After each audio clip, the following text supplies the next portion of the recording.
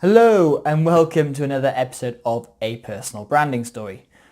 Now today I'm talking about success and what is it? Because it's really nice. Someone said to me the other day, "Oh, you seem to be doing really successful. You seem like you're really successful at your job."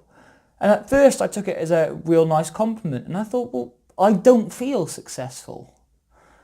So it got me thinking, what actually is success? Now, because people define success in different ways. People would say that speaking at a conference makes you successful, writing a book, just being good at your job, making 6 figures a year, having a business makes you successful. Now, it's interesting that people's perceptions of success are different. And I don't think any are right or wrong, but it's interesting because for one person, someone could be really successful, another person not. So how do you define it? Because some people would say that I am successful, other people would say not. Some people would say you are successful, others would say not. So who is it up to define whether that success is yours or not? Is it within you that you become successful? So is it a case that I would say, look, I've achieved my goals, therefore I am successful? And do I have the right to even call myself successful?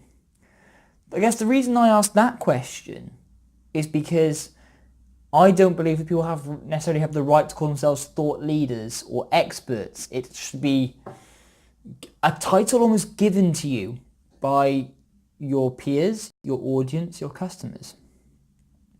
And so if you gave yourself the title that said, yes, I'm a successful person, is that right? Is that just blowing your own trumpet? Or actually, you know what? You've achieved the goals that you set out. You've been in business for a year. You've done this. Would you say you're successful? And as a developing point, how long does that success last?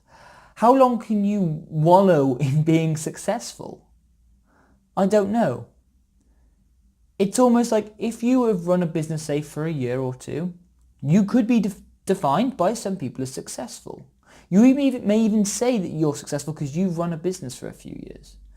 Now, how long do you stay successful for? If that business stops after a year, are you still successful? So you haven't had a business for a year. Do you suddenly lose that success? Is success finite? Does it run out? Does it have a time stamp? Do you have to continually be successful, continually pushing things to be successful? If you rest on your laurels because you've had a good life, do you only get success in your retirement? This is something, because if someone stopped at 30 and then didn't achieve anything, they could have had this exact same business. One retired at 30, one retired at 60.